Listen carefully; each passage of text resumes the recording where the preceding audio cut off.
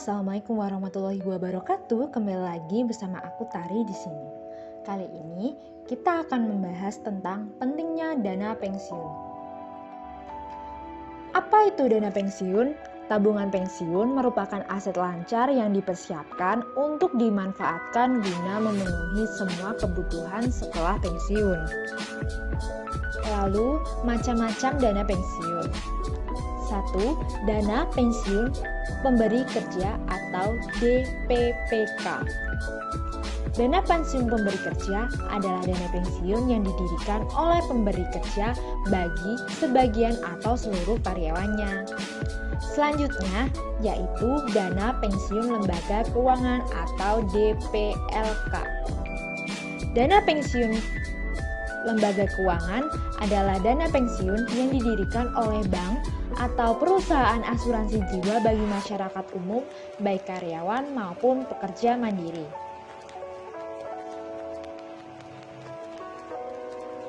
Kenapa perlu dana pensiun? Pada dasarnya, tujuan memiliki dana pensiun yang cukup adalah agar kita bisa mandiri secara keuangan di masa tua. Bayangkan apa yang terjadi jika di masa pensiun nanti kita sudah tidak lagi memiliki sumber pendapatan yang tetap yang bisa diterima setiap bulannya.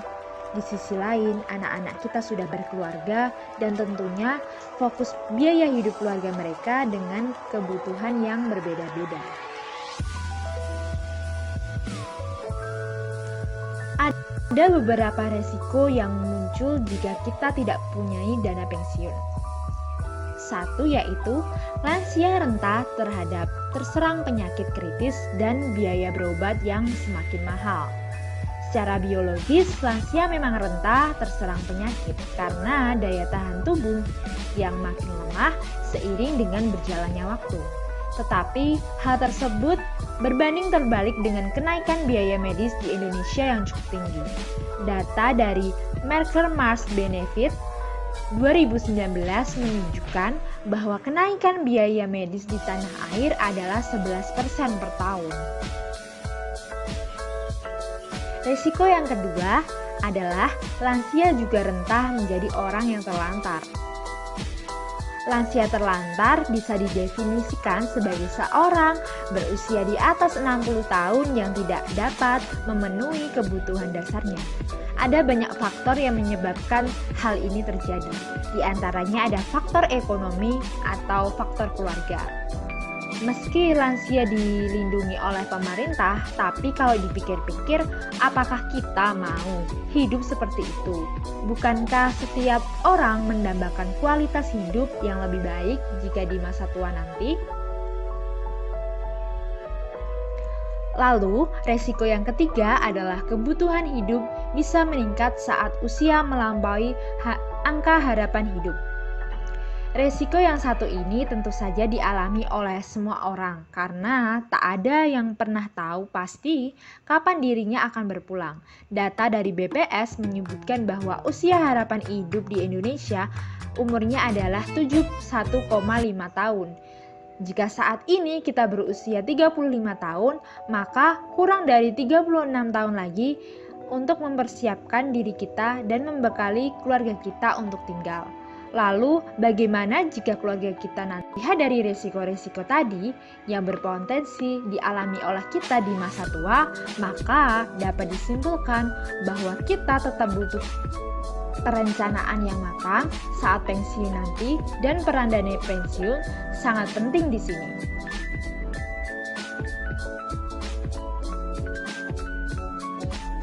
Lalu, apa saja yang harus kita persiapkan untuk dana pensiun yang kita butuhkan nanti? Yang pertama yaitu hitung dan cari tahu apa saja kebutuhan di masa pensiun. Mencari tahu kebutuhan masa pensiun adalah hal yang wajib kita lakukan, karena dari kebutuhan inilah yang akan muncul berapa jumlah pengeluaran kita nanti. Lakukan perhitungan secara rinci mengenai berapa yang kita butuhkan untuk memenuhi kebutuhan pokok seperti biaya makanan, transportasi, listrik, air, perawatan hunian, dan tanggungan, dan lain sebagainya. Selalu ingat bahwa untuk bisa mendapatkan kenyamanan di hari tua, kita harus memperhitungkan kemungkinan terburuk yang mungkin saja terjadi ketika sumber pendapatan kita hilang. Lalu yang kedua, tentukan kapan kita mau pensiun.